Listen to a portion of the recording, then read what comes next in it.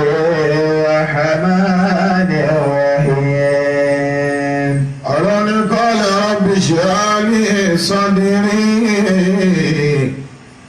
ويسر لي أمري واحلل عقدة من لساني يفقهوا قولي واجعل لي وزيرا من أهلي هارون أخي أشرك به أزري وأشركه في أمري كي نسبحك كثيرا ونذكرك كثيرا إنك كنت بنا بصيرا قال قد أوتيت لك يا موسى قال رب اشرح لي صدري ويسر لي أمري واحلل عقدة من لساني يفقهوا قولي لا إله إلا الله واجعل لي وزيرا من أهلي هارون أخي واشدد به أزري الله أكبر عليه ولا إله إلا الله وأشركه في أمري الله يرزق ولا أكبر كي نسبحك كثيرا ما ينجا الله أكبر ونذكرك كثيرا gbogbo ọjọ́ kejì àdúrà ayé إنك كنت بنا بصيرا قال قد أوتيت سؤلك يا موسى arábìnrin mọ́mìnì gbogbo ẹjẹ́ gbọ́dọ̀ ọba tóbi dáadáa الله أكبر ẹ̀sì bá ń parọ́ ọlọ́run ọba dáadáa الله أكبر àwọn àfáà wọn máa gbà wọ́n yanjú ní gbogbo ìgbà láti máa ṣiṣẹ́ rí bàbá ti parí ìka tán wọ́n tún máa náwó míì sí wa káfílé sórí rí ní arábìnrin mọ́mìnì wọ́n ní ọ̀kan nínú àwọn ẹni ọlọ́wọ́ ọba ọwọ́ dìde nílé ọwọ́ lọ sí ìtẹ́ bí ta máa ń ṣèkú sí arábìnrin mọ́mìnì wọ́n sọ lára kí a tẹ́ ní gbàtọ́ wá débẹ̀ ọwọ́ àyẹ̀nà fílẹ̀ aráka méjì péré ọ̀rìgbọ́ ráka méjì péré lọ́yàn nígbà tó dédé wọ́n ní lẹ́yìn ìgbà náà fúnmádìtọ̀já aláṣùkìrí bó ti yẹn lẹ́bìlà náà ta ló bá fi ẹgbẹ́ rẹ̀ ló bá fi lélẹ̀ ọlọ́run ọba tí máa ń kùnyàn lóorun lọ́bá kùn olóorun lọ́bá sùn ẹ̀ ti parí ọlọ́run ọba dáadáa ojú oorun lọ́wọ́ tó ti sùn fọ́nà aṣọ ìbàlẹ̀ kọ́bùrì fílímà náà mi lójú oorun náà ọlọ́run ọba tí máa ń kùnyàn ní nǹkan rí lọ́wọ́ rí ẹni tó ní sàárè tó sùtì abá mọ́mìnì fọ́nà aṣọ ìbàlẹ̀ kọ́bùrì fílímà náà mi ó rí ẹni tó ní sàárè tó súntì lọ́bá rí lójú ọrún wàkọ́lá láwú ẹni tó ní sàárè ìwà ń sọ fún wàlí ọlọ́wọ́ bá tọ́ wá sí tẹ́ ọ̀yẹ̀ nẹ́bílẹ̀ yìí ọwọ́ ni yá hádà ìwà àfáà yìí ìwà ọkùnrin oní innakum ta'maluna wala ta'lamuna ẹ̀sìn parọ́ ọlọ́wọ́ bá dáadáa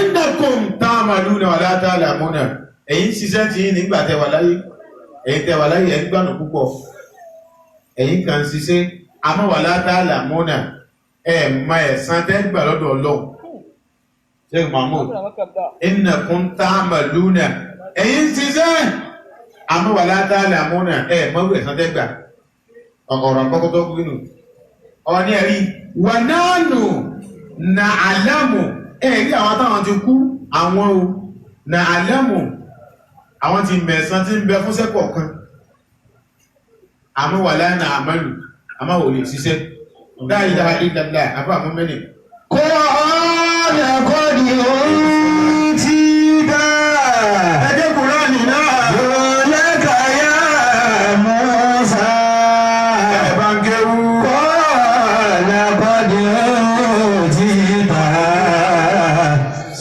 laka ya Musa. àwọn ti mọ́ mẹ́rin ó ní àwọn táwọn ti kú àwọn olè ṣiṣẹ́ mọ́ àmọ́ bẹ́ẹ̀ bá ti bẹ̀rẹ̀ tí ní sí ẹ̀rí báyìí Ọlọ́run ti máa fi ládádẹ́ gbà àwọn Allahu akbar.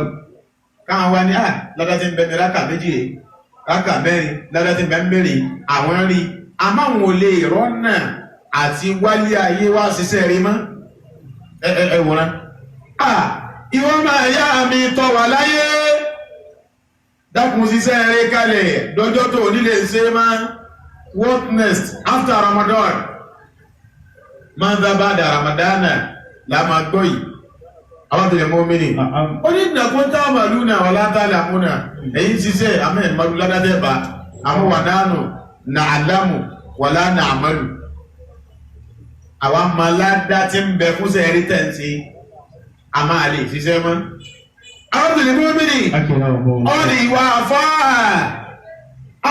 tẹ́tí ọgbọ́ wọ́la an yakuna abọ̀gbọ́ wọ́la an takuna rọ́kí àtàkà fi sọ ìfà tí ó ní ká lọ bá ṣeéṣe kí ládá náfílà àrákà méjì tó yàn kọ máa bẹ nínú fáìlì iṣẹ́ mi ni àwọn tí lè mọ́ mi ni ó ní àhábù ilayya mina dunya wa ma fiha mo nífẹ̀ẹ́ sí rákà méjì tó yàn ní lára tí bẹ́ẹ̀ ọ̀tẹ́mi lọ́rùn mo nífẹ̀ẹ́ sí ju ayé àti gbogbo tí ń bẹ́nu ayé lọ.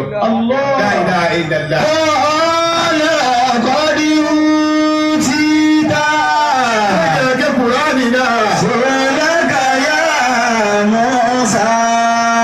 La ilaha illallah. Qala qad utita. Laka ya Musa. Àwọn tẹ̀lé àwọn ẹ̀rọ ọba tòró tó bá ẹ̀bá ti dé ọmọ gbà wá yànjú nípasẹ̀ rí ìwà rí ọ̀rọ̀ rí àwẹ̀ ti wá lọ iṣẹ́ rí ọlọ́bí kan àwẹ̀ ti tọ́bá àwẹ̀ ti tán báyìí ìran ọlọ́bí kan àwọn tẹ̀lé mọ́ mẹ́rin àwọn àfáà wọ́n ní ká yanjú nǹkan bí mẹ́fà fúnra wa tó pàtàkì jù tá a gbúdọ̀ jù nù lẹ́yìn àwẹ̀ what next after Ramadan ماذا بعد رمضان ọlọ́wọ́ bá sọ fún wa ní ṣọ́tù lẹ́ni àmì ọlọ́ni máa ń já bílẹ̀ hasanati falahu ashru amthaliha máa ń já bílẹ̀ hasanati ẹ̀pọ́njọ kú ẹbá akẹ́kùnrà falahu ashru amthaliha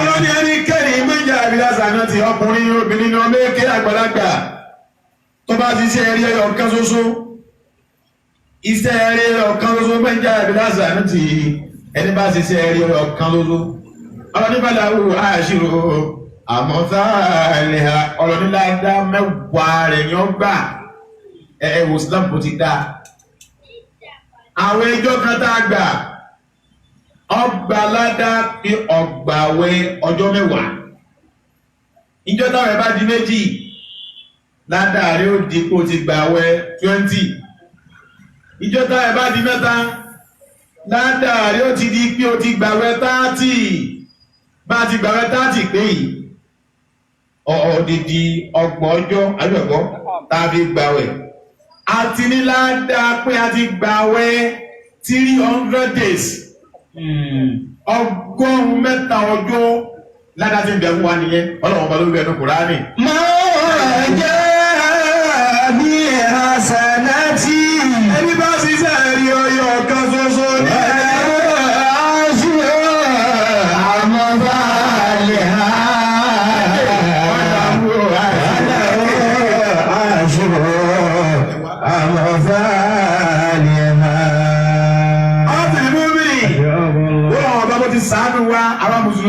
wà ní ọlọ́wọ́ bá iṣẹ́ ẹ̀rí ọyọ kan ó sì gbalada lọ́kùn mẹ́wàá. kódà àtúntò nínú Kùránì àti nínú àdéhìí ọ̀rọ̀ níbẹ̀ lómi bá ṣiṣẹ́ ẹ̀rí ọ̀kan jọ mi kàkà kọ́ gba aládá mẹ́wàá bí àníyàn tó bá fi ṣiṣẹ́ yẹn bọ́ bá dá bọ́ bá tún àníyàn rẹ̀ wò ládá tí ó tójú mẹ́wàá lọ. tọ́lẹ̀ wo aṣọ àwọn fàánì ha.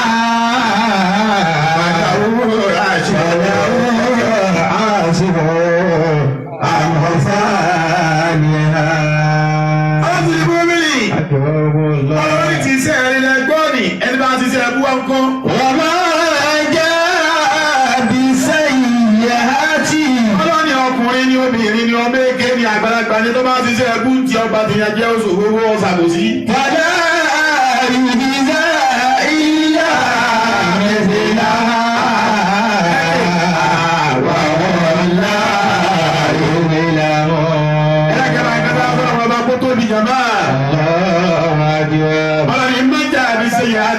Ẹni bá wá ṣe ṣe ẹ̀bú tiẹ̀. Bọ̀dá ìdíjà ìyá mẹ́fìlá. Ọlọ́ni bá ṣe ṣe bẹ́ẹ̀ni tó ti ṣe ẹ̀rẹ́ tó fi ṣe ẹ̀yọ ọ̀kan tó fi gba mẹ́wàá. Àní ṣe bẹ́ẹ̀ níbi ṣe ẹ̀bú. Dáyọ̀ ìdíjà ìlú amẹ́fìlá. Èdè tó bá ṣe ní ṣe ẹ̀bú. Èdè rẹ̀ lọ gbà.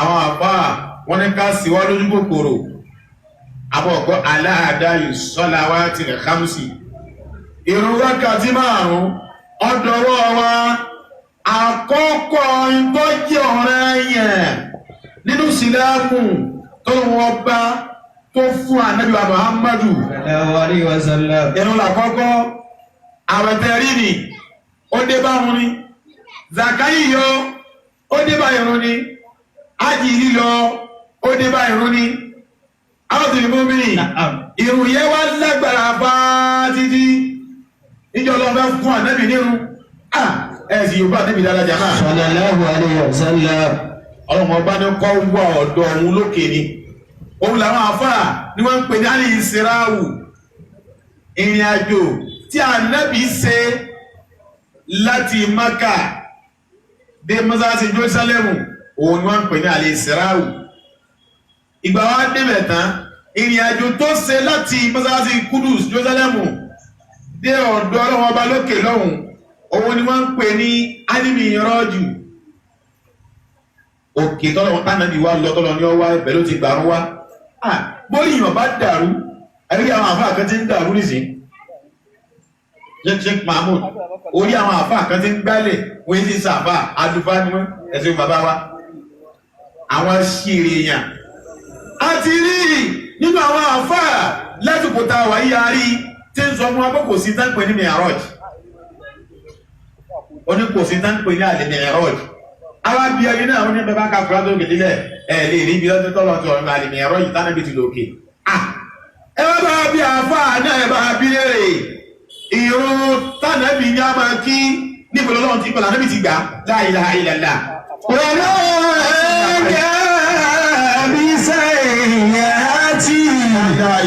فلا يجزى إلا مثله وهو لا يظلم.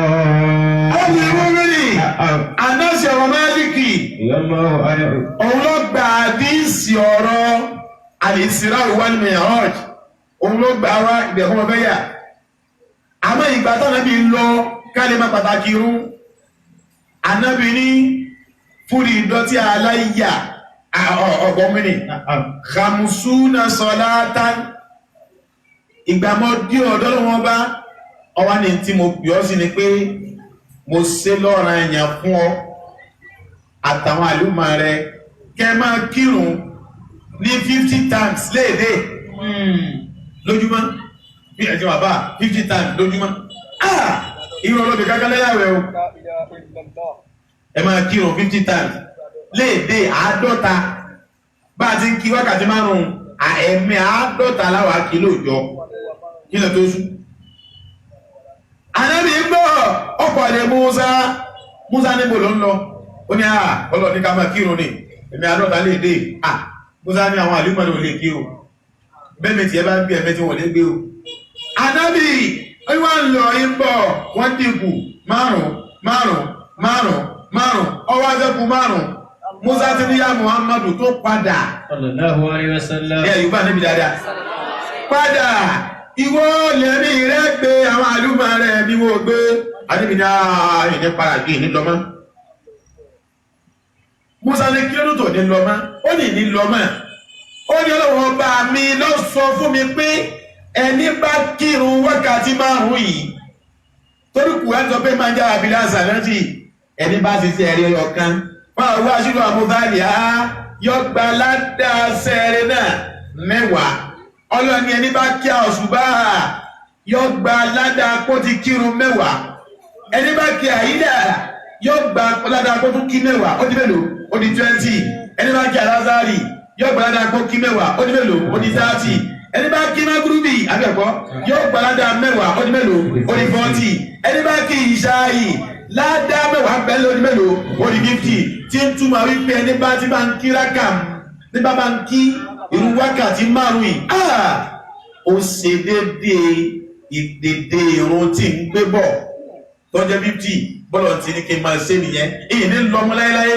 máa jẹ́ bí ẹ̀ha sànátì ẹ̀wọ́ ẹ̀dọ́ ọ̀rọ̀ bá ṣe fún wa. ọ̀làwọ̀ àṣìwò àmọ́fàlẹ̀ ha ọ̀làwọ̀ àṣìwò àmọ́fàlẹ̀ ha. Ládàá 50 ní mo ìpìlẹ̀ rẹ̀ kò chẹ́njì ìwòrán o kò chẹ́njì 50 wúnà ní àmọ́ wọ́sá àti kí àṣùbá àti pọ́ sí pé nínú 50 ó ti kí 10 ń bẹ nìyẹn. Àyílà ó kí 10, alásàrì ó kí 10, magrubi ó kí 10, ìṣáì ó kí 10 tí ń túmọ̀ pé bọ́lọ̀ bá ti dí 45 kú mẹ́ bọ́ bẹ́ẹ̀ ti lè kí pé lára 50 rẹ̀ ó pé. Ẹ wá wo bí ìwọ̀n ti lágbára tó ọlọ́ní kànábì fúnra rẹ̀ òun ni kó wá gbà á. Èèwò tún wá tó fún wa sì bá ń pariwo ànábì dáadáa jẹ́mọ́. Sallallahu alaihi wasallam. Àwọn tó lè bó mi nì àwọn àfáà wọ́n ní irun tẹ́rí nì híyà awwalu ma yuhasabu alayhi abdu yawmal qiyamah. Ìrun la kọ́kọ́ tí àkọ́kọ́ ṣèṣirò nínú sẹ́tẹ́rú bá ṣe ní àlìkìyàmà bọ́bá gbàwẹ̀ ju nǹkan mi lọ táwẹ̀ rẹ pọ̀ tó ju ìdánábì dáúdà lọ àìkọ́kọ́ yàwẹ̀ o wọ́n tó gbàrẹ̀ tán tó kírun mọ́ ọgbọ́n báyìí bọ́bá ikú àní ìyàwẹ̀ o ọ̀pá àlọ́ ájì kọ́kọ́ lákọ̀ yẹ o kọ́kọ́ lè mọ̀ pé báwẹ̀ bá lọ ìrún ọlọ́bì ká o ọwá ní sàárà ọ̀pọ̀ dáadáa ní kọ́kọ́ yẹ̀yìn wò ìrún lọ́lọ́run ọgbọ́ kọ́kọ́ túwò Ànábì wa Muhammad Sallallahu alaihi wasallam. Ànábì ni in salahat bí ìrún bá ti wá dá ìrún rẹ bá ti yege bọ́bá ìtì kírun pé sọ́lá sáírù àmàlì Ànábì ni gbogbo sẹ́yẹ̀ kú náà dánù ẹni bá ti kírun rẹ̀ náà bá kà tó pín dáadáa òkírun náà ó pé jégéjégé lọ́nà tí ní ákìlókì ó dínkù sọ̀láhà sáàìwò àmẹ́lì yìí gbogbo sẹ́yìn kú náà dánù. Ànábì ni wà ní fásà adá tí mo bá ti bàjẹ́ ẹ̀rùpá Ànábì mo bá ti bàjẹ́ fàsádà sáàìwò àmẹ́lì yìí gbogbo sẹ́yìn kú náà bàjẹ́ nù.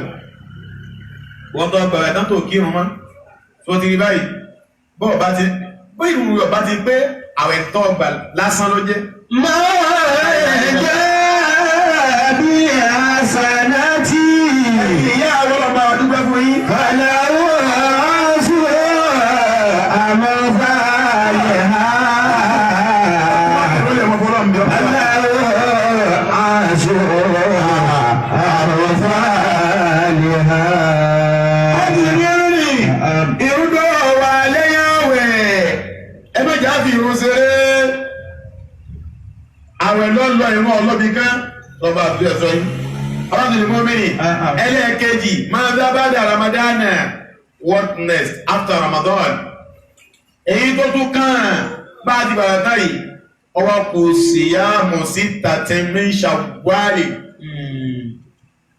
àwẹ̀ mẹ́fà tí ń bẹ́nu oṣù táwà yìí àti wọn ló ṣàwárì alábìnrin mọ́mìnì ẹ̀sì bá ń parú ànábì dáadáa kí ń gbọ́. Sallallahu alaihi wasallam. alábìnrin ẹni bá gbàwẹ̀ Ramadana alábìnrin máa ń sọ́mà Ramadana ẹni bá gbàwẹ̀ Ramadana tán thumma atba'ahu sittan min Shawwal ó tún gba àwẹ̀ ọjọ́ mẹ́fà nínú oṣù Shawwal táwa yìí oṣù Shawwal ó ti bẹ̀rẹ̀ láti jẹ ẹ̀ta aṣọdún jẹ ẹ̀ta lásọdún ọjọ́ Tuesday àmọ́jọ́ ní àgùdọ̀ gbàrẹ́ lọ́hùn àtọ́jú àná àgùdọ̀ gbàrẹ́ àwẹ̀dá ló ń gbé látò ní àlàmí ẹ̀wọ̀n kẹ́ẹ̀nẹ̀ kásù ìyá mi dárí ọ̀dà gẹ́gẹ́ bí ẹni tó fi odidi ọdún kan ẹ̀wọ̀n ọdún kan gbáko lè gbàwẹ̀ bá ti gba Ramadan tán yìí Ramadan kásì pé ọjọ́ 30 days àwẹ̀ ọjọ́ mẹ́fà ọjọ́ 30 kínú jẹ́mọ́ 36 days àbí ẹ̀kọ́ ẹni bá wá gbà bẹ́ẹ̀ láàrin ọdún kan wá gbà báwọn oṣù kan àtijọ́ mẹ́fà àgbàkú ọgbà bẹ́ẹ̀ ọgbà Ramadan tán ó tún wá gba síta àṣàwárì ma mẹ́fà ní oṣù táwà yìí àdébìnrin káàyàn kásì yá mi dáhàrì ọ̀dà ọ̀rọ̀ rẹ ó ti di gẹ́gẹ́ gbàtọ́ ẹ̀kọ́ ó di ju ọdún kan gbáko ló fi gbà wẹ́mi. Máa jẹ́ bí ẹ̀hà sànátì. Àwẹ̀ mẹ́fà àtọ́sù kan odidi ọdún kan òtí. Aláwọ̀ aṣọ àmọ́bàlẹ̀ ha. Aláwọ̀ aṣọ àmọ́bàlẹ̀ ha. Bá a ti ń sí ti rún lẹ́ẹ̀kan, àwọn aláṣírun, abẹ́ẹ̀kọ́ ni, láti sí pé mẹ́wàá ọyọ kọ̀ọ̀kan jẹ́ mẹ́wàá, àwọn abẹ́ẹ̀kọ́ ni, ìwọ̀n ń papọ̀ jẹ́ 50. Ẹwà já sítàwẹ̀ náà. Oṣù ojú ọ̀run àgbọ́dọ̀ ká bá ti ń kọ oṣù ègbó. Torí oṣù ojú ọ̀run ìyàtọ̀ méjì ń bẹ láàrin oṣù ojú ọ̀run pẹ̀lú oṣù ègbó. Oṣù ègbó wọ́n ní 28, oṣù ojú ọ̀run ní 28. Oṣù ègbó wọ́n ní 31, oṣù ojú ọ̀run ní 31. Méjì náà lóṣù ojú ọ̀run. Ìmọ̀ kọjẹ́ 29, on 30 bó ti wà ló. Ẹ wá já sí ní sí 30, bá náà bí ti sí kalẹ̀ fún wa nù. Sallallahu alaihi wasallam. Ẹ wá já sí ní sí 30 lọ́nà méjìlá ẹ̀yin tẹ́ kàwé ẹ̀gbọ́n 30 times 12 ó jẹ́ 360 àbẹ̀kọ́ ni tí ó túnmọ̀ pé oṣù ojú ọ̀run a máa rí 360 days ní kwẹ́yẹ lọ́dún ọyìn ìjọba ìbò tẹ́ máa ń ká o 360 kílẹ̀ máa ń ká mi dèbò 365 days ní kwẹ́yẹ èyí ń kọ́ ni mọ̀ wí o la ilaha illallah. Máa jẹ́ bí ẹ̀hà sànátì. Ọ̀sìn mú mi 360 ló ṣe dédé oṣù ojú ọ̀run ẹwà já sí ẹni bá gba àwẹ̀ àkọ́kọ́ nínú Ramadana mẹ́wàá abẹ́ẹ̀kọ́ ni mẹ́wàá ọ̀nà mẹ́wàá ó di mélòó jàmá ó di 100 níjọ́ta àgbàwẹ̀ pé mẹ́wàá ọ̀hún táwẹ̀ wá di mẹ́wàá ó ti dà gẹ́gẹ́ bí ẹni tó ti gbàwẹ̀ 100 days láyé ẹ̀ sì parí ọlọ́jẹ̀ máa ìjọ tí àwẹ̀ wá pé 100 days ó ti tó kú ó di mélòó jàmá ó di 200 ìjọ tí àwẹ̀ pé 30 ó ti tó gbọ́ 100 days ó di mélòó jàmá ẹgbẹ́ bá ti sí àbí ọkú mélòó ọwọ́ kú mélòó jàmá okú mẹ́fà ọwọ́ agbẹ́ ọjọ́ kìíní inú ṣítà sáwálì ọjọ́ mẹ́wàá ló ti gbà yẹn okú mélòó okú 50 ọjọ́ kejì ọdún mẹ́wàá ọjọ́ kẹta mẹ́wàá ọjọ́ kẹrin mẹ́wàá ọjọ́ karùn-ún mẹ́wàá ọjọ́ kẹfà mẹ́wàá ọ̀nà mẹ́fà ó di mélòó jàmá ó di 60 ó pé 360 àbí òpé 360 wàlá wọ́n ṣe lọ àmọ́tá àlìyá wàlá wọ́n ṣe àmọ́tá àlìyá ẹ̀kẹ́ Kùránì jàmá wàlá wọ́n ṣe àmọ́tá àlìyá. So ti rí báyìí, Ànábì ní máa ń sọ ọmọ Ramadan ẹni bá gba Ramadan tó wá pé ọ̀rọ̀ ní ìta 29 lágbà fèyí wúlẹ̀ fọ́lọ́run, Ọlọ́run ló lóṣù. Ọlọ́run ní máa ń sá, Ànábì ní máa ń sọ ọmọ Ramadan ẹni bá gba Ramadan ó pé pérépéré fún mọ̀ àti bá àwọn sí tàmí Shawwal ó tún wá fi àwọn ọjọ́ 6 nínú Shawwal ó wá fi tẹ̀lé. Ànábì ní kánà kásìyàmì dáhàrí ti pàdù Ànábì sallallahu alaihi wasallam. Ànábì wọ́n dà gẹ́gẹ́ bí ẹni tó fòdì di ọdún kan gbàwẹ̀ ọdún kan ti fi gbàwẹ̀ ẹwọ́ bá ti wá sí wọ́n náà wá sí gbá yẹ fóònù rẹ̀ wò bàbá sí pọ̀ 36 àbẹ̀kọ́ ni àwa ní 10 times 36 àbẹ̀kọ́ ni 10 lọ́nà 36 ìjọ fún ọ yóò fún ọ ní 360 ládàá wa lọ́dọ̀ ọlọ́wọ́ ọba tó ní bọ́lọ́ ní máa ń jẹ́ àbílàsà náà ti ẹni bá sì ṣe ẹrẹ ọ̀kan wàláwúrọ̀ àṣírò àbọ̀fáàlìhà yóò gba ládàá ìlọ́po rẹ̀ 10 lọ́dọ̀ ọlọ́wọ́ ọba. máa ń jẹ́ àbílàsà náà ti àlẹ́ yóò wẹ̀ ìwọ wàláwúrọ̀ àṣírò àbọ̀fáàlìhà. ọmọ yàgbé gbìyànjú ìgbàgbọ́.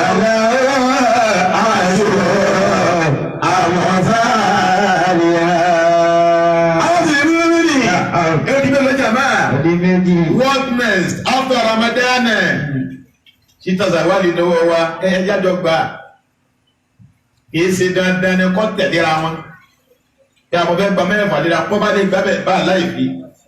Àmọ́ dandan kọ́ ni kọ́ tẹ̀léra wọn. Bàbá lè gba ọ̀kan lónìí, gba méjì, kan gba méjì lónìí, bí mẹ́wàá àkọ́kọ́. Ó lè gba méjì. Mẹ́wàá ẹlẹ́ẹ̀kejì, gba méjì. Mẹ́wàá ẹlẹ́ẹ̀kẹta, gba méjì, ó pé náà nù. Bọ́bá sí wọ́, ohun nígbà ní ìṣẹ́ súnà Nábì Muhammad sallallahu alaihi wasallam. Àlàmísì táàrí ní oṣù kan 4 ni, Monday táàrí ní oṣù kan 4 ni, wọ́n ọ̀dá Àlàmísì ìgbẹ̀yọ̀ kan, Monday ìgbẹ̀yọ̀ kan, ọwọ́ gbà nínú Àlàmísì 3, ó sì gbánú Monday náà 3, ó tún kọ Àlàmísì ọ̀yọ̀ kan lẹ̀, ó kù Monday ọ̀yọ̀ kan lẹ̀, ọgbà gbàbọ̀ bá pé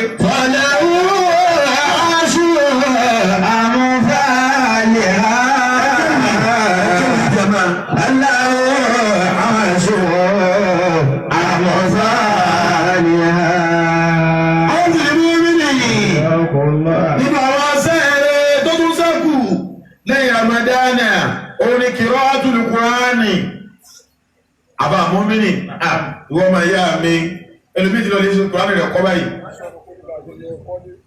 lẹ́nu bàtà rẹ̀ parí o ti lọ fi kọ́lé dákùn mọ́ fi Qur'ani rẹ̀ kọ́lé àwọn sẹ́yìn mọ́mìnì Ànábì ní ẹ má sọ lè ìdí sàárè látẹ́jẹ́ alúgbù yóò takún kùbúrọ́. Ànábì ní ẹ má sọ lẹ́yìn di sàárè, ẹ má sọ lẹ́yìn di ilé òkùnkùn. Bọ́ bàbá má sọ yàrá rẹ di yàrá òkùnkùn. Ìwọ ìyá, ìwọ ọmọ tó ké Kùránì, ó ké Kùránì lásán, Kùránì ò sí fún náà ẹ̀dẹ̀ká. Ànábì wa Muhammadu, fàyínà ní bayta alladhi la yuqra'u fihi al-Qur'an. Ànábì ní gbogbo lé tí wọn kìí bá ké Kùránì níbẹ̀ yàkílù khairu oore tí ó máa sọ kalẹ̀ sílé náà yóò kéré ẹwà gbákùtà kó bára wa yà nílé wa àwọn èyí sábà bímọ lọ́pọ̀lọpọ̀ ọgbá ọlọ́mọ́sà sọ wà mẹ́ ilé mẹ́rin wọ́n ti lọ mọ́ká gbẹ̀yìn ní ìjọlọ́lọ́mọ ẹjọ́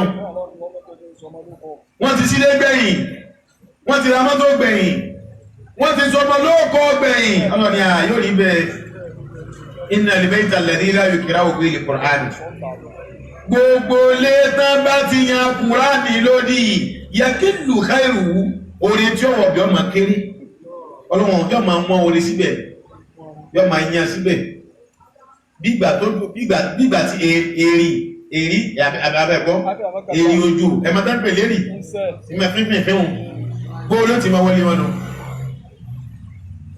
anábi wá ní wáyà kìtòrò ṣàrùkú ẹ̀ tí yóò bá nábi sallallahu alaihi wasallam gbóòrè wọn bá ti ń kéré yà kìtòrò ṣàrùkú aburú tí ó mọ́ wọn bẹ̀ yóò wá pọ̀ aburú bí ó pọ̀ ó ní pé wọn ké Kùránì lẹ́yìn àwẹ̀ mọ́ dákùnmọ́ yà Kùránì lódì gbogbo ilé tọ́wọ́tí jẹ́ Kùránì àmàláìkà aláàánú àmàláìkà oníkẹ́ àmàláìkà alálùbáríkà ibẹ̀ ni wọ́n máa fi ṣe bùjòkó àánú ọlọ́ọ̀bá máa dé sí wọn àwọn alálù Kùránì tọ́kẹ́ Kùránì nínú àwẹ̀ tọ́kẹ́ Kùránì lẹ́yìn àwẹ̀ dákùn wọn náà máa fi Kùránì lẹ̀ gbẹ́ Kùránì mọ̀ la ilaha illallah hasanati àwọn ìwọ́mìnì ayàtà kéènì náà bó ti ṣiṣẹ́ fún ìrun bẹ́ẹ̀ tó ṣiṣẹ́ fún àwẹ̀ ó ṣiṣẹ́ fún Kùránì náà tọ́láwó aṣùrù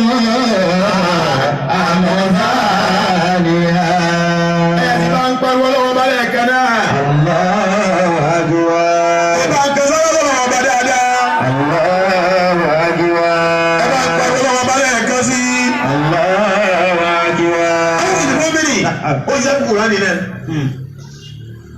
Ànábì wa Muhammad sallallahu alaihi wasallam Ànábì ní man qara harfan min kitabillahi ẹni tó bá wí àràfí kan nínú Kùránì ẹwọ̀rẹ́ àràfí kan ṣoṣo man qara harfan fi kitabillahi ẹni bá wí àràfí ẹyọ kan ṣoṣo nínú Kùránì bàbá fún mẹ́rin tí kèsí gbogbo wá ń kéyìí àràfí ẹyọ kan ṣoṣo nínú Kùránì Ànábì ní fọ́láwù àsánátún ó sì ti ní àràfí kan láwù àsánátún ó ti gba ládá kan ṣoṣo akọọ́lẹ̀ fún ọkọ̀ òṣìṣẹ́ eré ọ̀kan nílé àràfí kan ó ní mọ́n lásán abẹ́ọ̀kọ́ ni mọ́n ní àràfí méjì nù jáà àràfí márùn abẹ́ọ̀kọ́ ni bìlì hasanati bí ọlọ́dìmọ̀dì abẹ́ọ̀kọ́ ni lam àràfí mẹ́ta ha mẹ́rin sin márùn nun mẹ́fà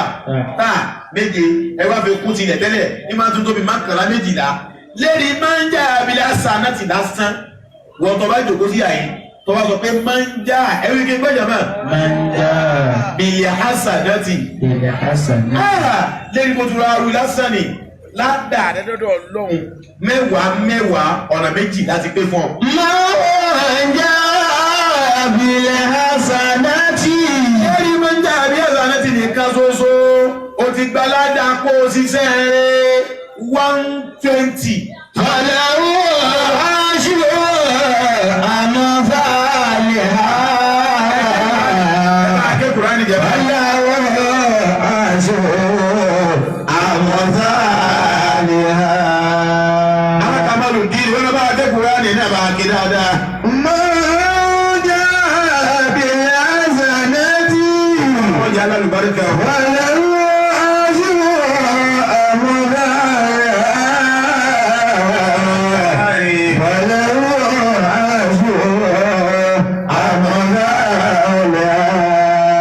Alákàmọ́lù dí ni, alẹ́bí máa ń kọ́ra àrífáà fi kitabillahi. Ẹni bá wí ara fi kan ṣoṣo nínú Kùránì, falahu hasanatun. O ti ní ládàá kó o ṣiṣẹ́ ẹ̀rí ọ̀kan ṣoṣo lẹ̀ ẹ̀wò kan. Alákàmọ́lù dí ni, Ànábì ọ̀wá dákẹ́ ẹ̀ ti pariwo àdábì. sallallahu alaihi wasallam Ànábì ní wàlẹ̀ hasanatu bí a ń ṣírí àmúfàálì á iṣẹ́ rẹ̀ kan lọ́dọ̀ Ọlọ́run ọba bí a ń ṣírí àmúfàálì á bọ́bà wá gbaládá rẹ̀ ó fi gbaládá mẹ́wàá tẹ́ ẹni báyìí arábí kan ó ti iṣẹ́ rẹ̀ kan sì ní ládá mẹ́wàá ló fi gbà ẹwà wà Ànábì wa Muhammad sallallahu alaihi wasallam Ànábì wa ní láàkúrù alif lam mim Ànábì ní bá ní arábí kan ládá mẹ́wàá lè fi gbà èyí ṣe pé tí mo gbà lóòrò ní kí sọ pé alif lam mim èyí ń kọ́ Ànábì ní kò rí bẹ́ẹ̀ Ànábì ní alifu lásán ó ní walakin alifun harifun tí bá ní alif arabi kan nìyẹn iṣẹ́ rẹ̀ mẹ́wàá ló ti ṣe yẹn lam arabi kan nìyẹn iṣẹ́ rẹ̀ mẹ́wàá kún mẹ́wàá ó di mélòó ó di 20 mim arabi kan nìyẹn òun náà mẹ́wàá ó di mélòó ó di 30 lérí kọ́ sọ pé àléfù láàmú mímú lásán nínú kùránì ó ti gba ládàá kó o ṣiṣẹ́ rẹ̀ 30 nínú ayé.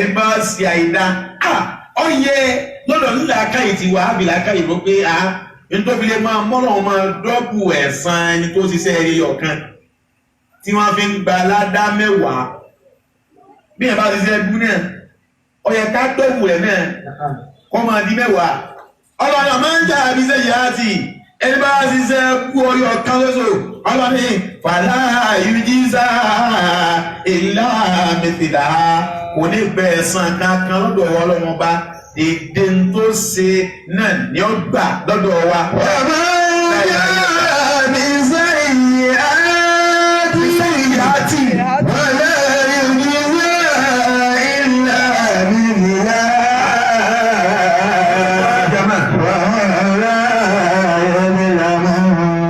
Ẹ̀ẹ́dẹ́gbẹ́ bá ń pariwo lọ́wọ́ ọba dáadáa. Ọlọ́run bá tóbi kò sí tó tóbi tó lọ́wọ́ ọba. Ẹ̀wò fẹ́ tó lọ́wọ́ ọba ní sí wa. Ẹ̀wò àánú lára wa. Ẹ̀wò tí ń darí mù. Tí ń túmọ̀ pé ládàárún tánàbí ń gbé bọ̀, ládàárún 50 tánàbí ń gbé bọ̀ kò dínkù. Bọ́ bá ti kírun rẹ pé òun wá ń kì ní jàmá. Lẹ́yìn àwẹ̀, what next? After Ramadana, ìran ọlọ́bì kan. After Ramadana, tilawatul Qur'ani ọlọ́bì kan. After Ramadana, títà Ṣawwal ọlọ́bì kan. Ó jẹ́ ìyàlẹ́nu fún Mùsùlùmí tó bá wọná. Wọ́n sì bí ọ Mùsùlùmí ọwá wọná. Ẹwọ́n táwọn ìfà. Ẹwọ́n àwọn bá ti ń kàkalẹ̀. Ọkàndínlá àárọ̀. Ọwá ní alhamdulillahi rabbil alamin. Ẹwọ́ yára fi ti bẹ́m̀bẹ̀. Ar-Rahmanir Rahim. Ẹwọ́ yára fi ti bẹ́m̀bẹ̀. Suratul Fatiha nìkan ṣoṣo. Bọ́lọ̀ ń bábá dọ́kù ẹ̀ ní aláàfíkọ̀ kan mẹ́wàá aláàfíkọ̀ kan ní orí Suratul Fatiha nìkan. Bábá sí òkú láàrin ọdún mẹ́fà kò lè jẹ́ tán.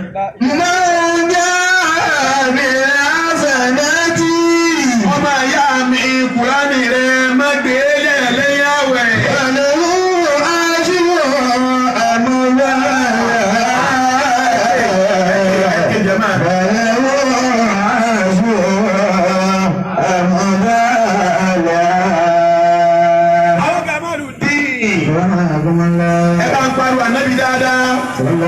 Yorùbá ànábì yìí dáadáa. Ànábì jó yìí wa, ànábì ní bẹ́ẹ̀ bá rẹ̀ tó bá ganu ayé ẹgbẹ́lẹ̀ rẹ̀ wò ẹ bá kúrò ní bẹ́ẹ̀. Àwọn tẹ́lẹ̀ tó máa ń ganu ayé ni. Ìdí Kùránì òun ni gíga wà. Àgbéga ipò ọlá owó iyì àpọ́nlé abẹ́kùránì lọ́wọ́. Gbogbo gíga kan ẹ̀ní túdí rẹ̀ wò kẹ má bá Kùránì níbẹ̀. Ànábì wa Muhammadu Ànábì ní inna Allah azza wa jalla. Ànábì ní ẹ̀rí ọlọ́run tẹ̀rí ni yarfa'u bi hadha al-kalami aqwaman ẹ̀rí yarfa'u bi hadha al-kalami aqwaman ọlọ́run yóò mọ̀ sàgbéga ẹ̀wù kan yóò máa ṣàgbéga yóò máa ṣàánú yóò ṣe fàyàbalẹ̀ yóò ṣe kẹ́ fáwọn kan. Inna Allah yarfa'u bi hadha al-kalami aqwaman. Ọlọ́run máa gbọ́n yóò máa torí al-Qur'ani bi hadha al-kalami. Ọlọ́run máa torí kíké Kùránì láàárọ̀ kíké Kùránì lọ́sàn-án kíké Kùránì lálẹ́ kíké Kùránì lóru yarfa'u aqwaman yóò sì máa ṣàgbéga fáwọn kan. Orí kíké Kùránì wọ́n máa ga nínú ayé wọ́n máa ga nípò wọ́n máa ga lẹ́sìn wọ́n máa ga nínú ilé bá yorùbá lẹ́bẹ̀ẹ́ Muhammad báwọn kan tí wọ́n torí Kùránì ga ni wọ́n yà dọ́wò bí ilé àkàrí náà ọlọ́run ó sì máa rí àwọn kan lẹ́ torí pé wọ́n yẹ kí Kùránì tí wọ́n.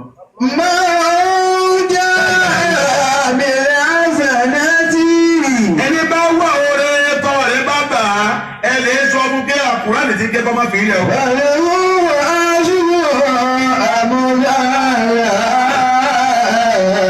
Wọ́n kò sí dé tọ́wọ́ ní ọba àwọn ẹ̀dùn ọmọ Kùránì.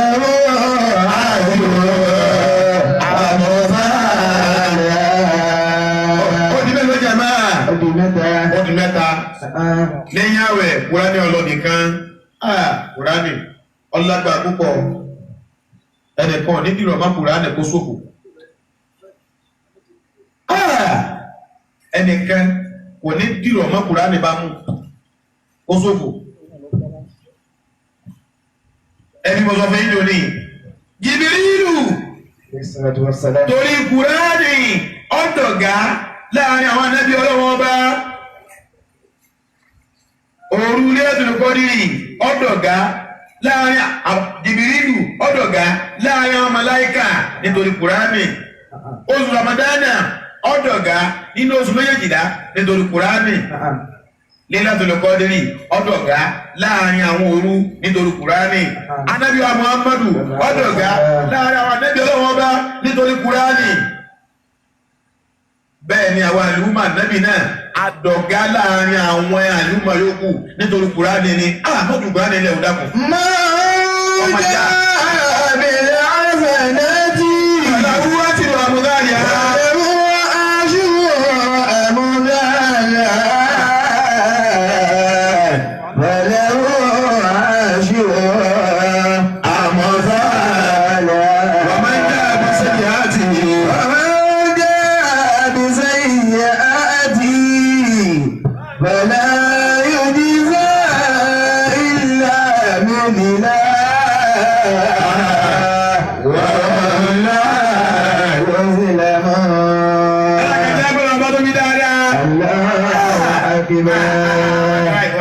Òtútù tó mú lálẹ́ yìí a sì tún jáde wàláhì tàláhì thumma billahi alladhi la ilaha illa huwa gbogbo àwọn àbájọ́ jòkó yìí mọ́ lọ fún ọmọ nítọ̀ ó rà bàbá rẹ̀ nìkan kan sọ́jọ́ àmì sì dá paásì bójú bẹ́ẹ̀ ti lè dá ẹja lọ́ta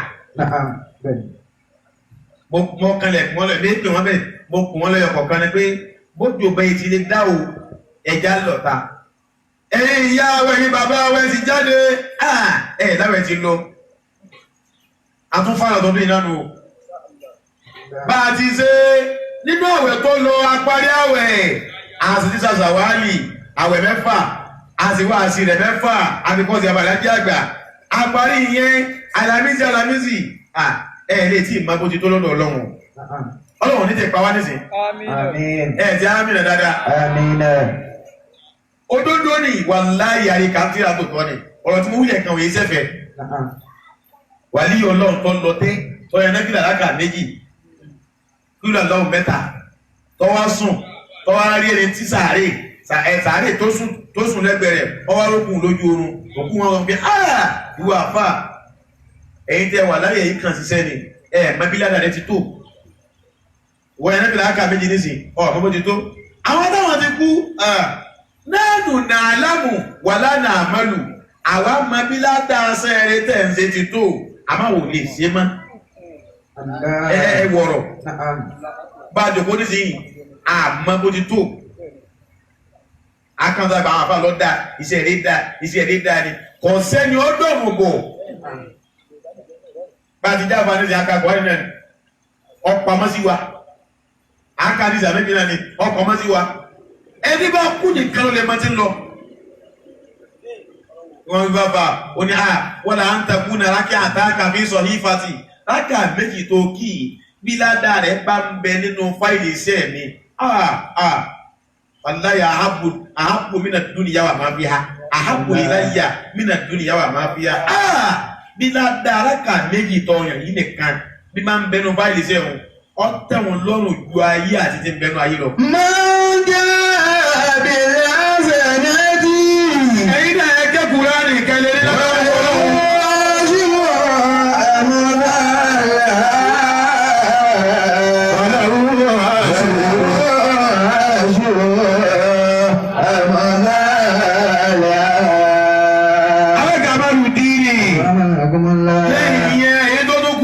mélòó láti wí?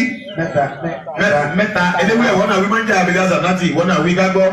من جاء بالحسنة Ẹ máa ń pariwo ọlọ́run náà. فله عشر أمثالها Eléwúlẹ̀. وله عشر أمثالها Àbá àwọn òní bá ara lọ́wọ́ dára láì ọlọ́run jẹ́ owó wọlé àlùbáríkà. من جاء بالحسنة Gẹ́gẹ́ Kùránì náà jẹ́ bá. فله عشر أمثالها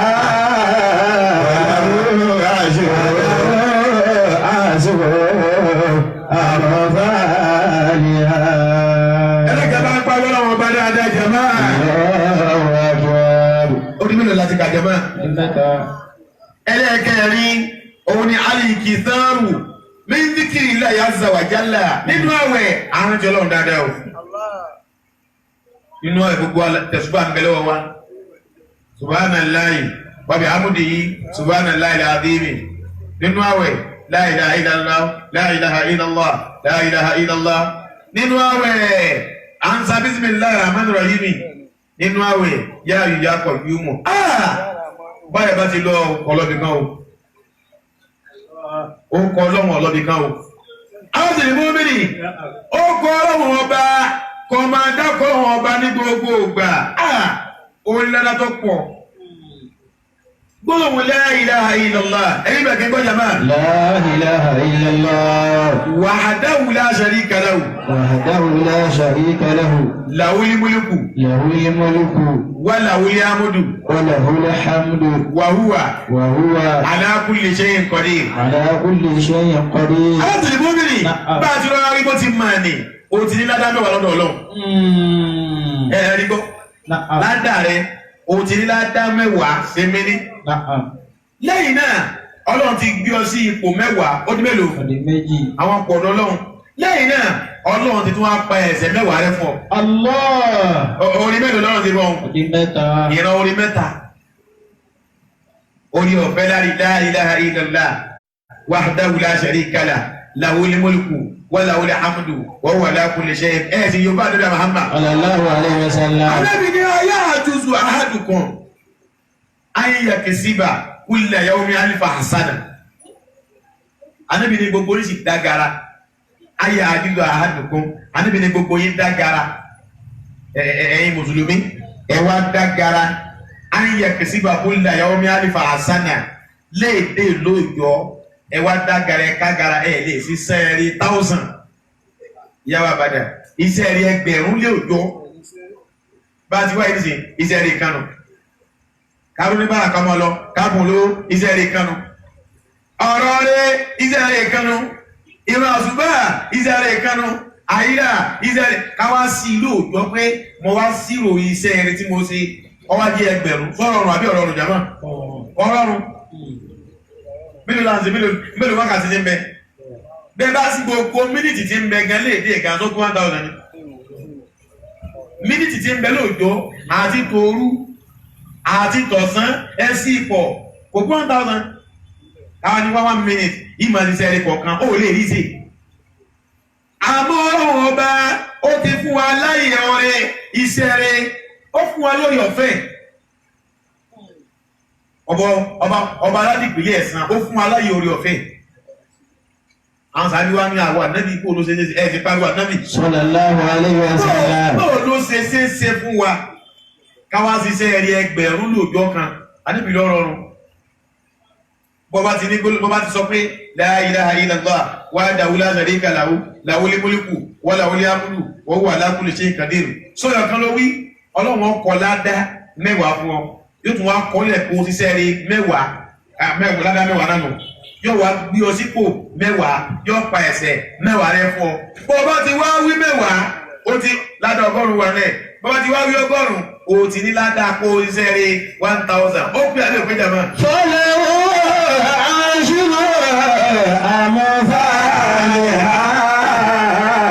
Ẹgbẹ́ Kùránì yìí.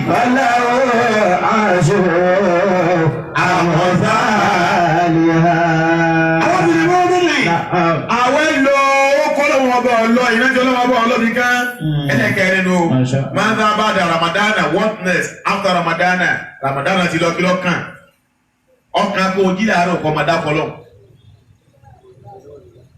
àwọn sì lè lórí sẹ́yìn lórí sìgì báyìí Allahumma anta rabbi la ilaha illa anta khalaqtani wa ana abduka wa ana ala ahdika wa wa'dika mastata'tu a'udhu bika min sharri ma sana'tu abu'u laka bi ni'matika alayya wa abu'u bi dhanbi faghfir li fa innahu la yaghfiru dhunuba illa anta bí mo tún wá wí lọ́yọ̀ kan lóṣù yìí Ànábì ní bí ẹ bá wí láàárọ̀ tó bá wí pẹ̀lú ìmánì tó dáa tó bẹ kú kílẹ̀ tó sú pẹ̀lú ìmánì tí ó ṣẹbọ ọmọ àlùjánnà ni.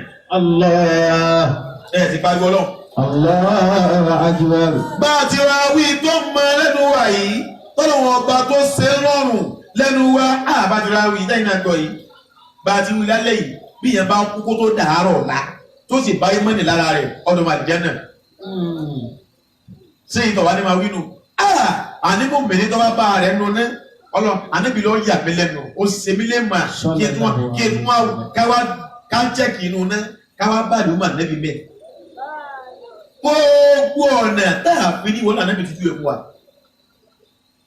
Ó ní máa ń sọ́bọ̀ Ramadana ìmáná wá ti sábà ẹni bá gbà Ramadana déédéé bọ́lọ̀ tí ní àgbà òfin ọ̀làwọ̀ máa ń sọ́kà dáhùn mẹ́ta ń bè yí gbogbo ẹ̀ṣẹ̀ tó ọ̀sẹ̀ ọlọ́run fún níjì ọ̀ gbogbo ara ti gbà rẹ̀ àti ìdọ́mọ tuntun èyí wò nìkan tó gbà ó tún ní máa ń kó màálẹ̀ ìlà tálíkọ́ nírì àforíjì ìtàwẹ́ ń bẹ́lẹ̀ kìtàn ọ̀hún ni ẹnikẹ́ni tó bá tún dìde lóru lílátò lọ́kọ́ dírì nìkan kẹ́sì gbogbo àwẹ̀ ọ̀hún ẹ̀nẹ́bílà ó ti dáwà ó ti sẹ́ẹ̀rẹ́ kò fi ẹ̀là ọgbà tàkàdá mẹ́ta mìí gbogbo ẹ̀ṣẹ̀ tó ṣẹ̀ ọlọ́run foríjì ó ní mélòó jàmá ẹtú wò kan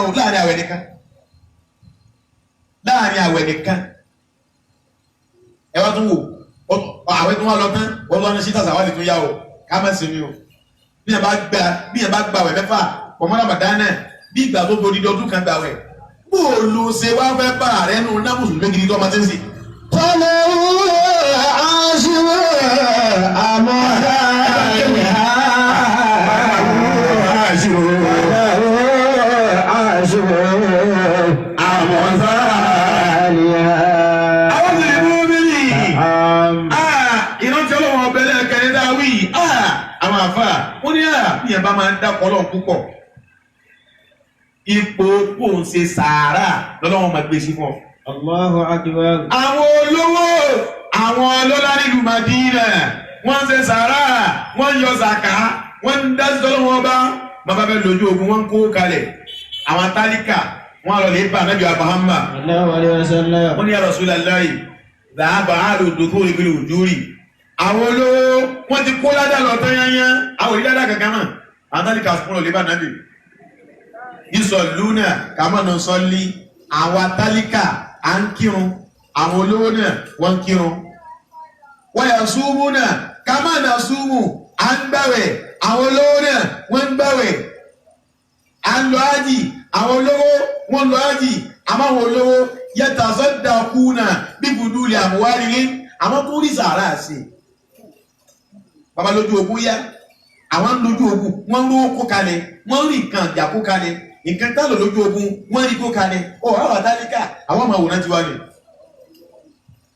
Ànábì wa ni ẹ̀yin tálíkà Yorùbá Ànábì dáadáa. Sallallahu alaihi wa sallam. Ànábì ni àwa laysa bódìjà Allahu lakum máa ń tàtà sọ́dà kú nàbí. Ti pariwo Ànábì dáadáa. Sallallahu alaihi wa sallam. Ẹ̀wò Ìsìlámù tó dáa. Àwa laysa bódìjà Allahu lakum máa ń tàtà sọ́dà kú nàbí. Sọ́lọ́wọ́ bò ti fún yín ní tẹ́yìn náà mọ̀ fi lè sàárà àti yín ni ẹ̀yin tálíkà. Ẹ̀yin ní ìkẹ́ mọ̀ àwọn olówó. Àwọn olóòtú wa ni kí láwọn fi sàárà tiwa. Ànábì ní fa inna kulla tasbihatin sadaqa ẹ̀yin tálíkà bẹ́ẹ̀ bá ti jí láàárọ̀ wọ́n sá máa sọ pé subhanallahi subhanallah bó bá ti kú subhanallahi tiẹ̀ sàárà ti yín nù. Wa kulla tahmidatin sadaqa gbogbo alhamdulillahi bàbá wa ló ń dada alhamdulillahi àbá ọlọ́mọsá yóò sí wa fọ́njẹ́ lálùbáríkà. Àmín. ẹ̀rọ ìtọ́nù tiẹ̀ là ń jẹ́ ọlọ́mọsá bá jámọ̀ náà wọn. Àmín. sí àmì dáadáa bá Àmín. ọlọ́mọ dojú ti lọ ní lára wọn. Àmín. gbogbo àwọn tí wọ́n sọ̀jẹ̀ tí wọ́n jọ ṣèjọba náà ọlọ́mọsá jámọ̀ náà gbogbo wọn. Àmín. báwọn olówó bá ń báyé gidi wọn táwọn náwó ìwọ tálíkà wọn mú wa dá ọkọ lọ́wọ́ ní yàrá sàrà àti ẹnu àdébí tó wà ní kódà wà fi bídì àhádìí kan sọdákọ àdébí lẹ́yìn tálíkà tẹ́lẹ̀ máa gbélé dojoojúmọ́ àwọn olówó mi lè tíráfù tí wọ́n ní nílé ṣùgbọ́n tí wọ́n ní gbádùn àbújá lẹ́mẹ̀wá bọ́dún náà lè bú wọn lọ gbogbo ẹ̀ tálíkà tí ò lówó débi tó tíráfù àpọ̀jù inú yàrá nìyà máa wà ìyàwó rẹ̀ ẹ̀ wà nípa àmárọ̀ mọ́ nípa àmọ̀sán bẹ̀ ní malẹ́ mọ́ nígbà tó bá ti níṣẹ́ àbíbi wa ní gbogbo gbà tó bá ti wá ń gbé súnmọ́ ìyàwó rẹ̀ náà tálíkà tẹ́yìn lóbi káká tẹ́ wà ń lé tẹ́yìn àtìyàwó yín jọ ń ṣeré òun náà sọ̀dákọ̀ eré tó bá ìyàwó rẹ̀ sí ọmọ àgbà aládàá kó tún sì sára. Fọdà wúwo aṣọ àmọ́fàlìyà.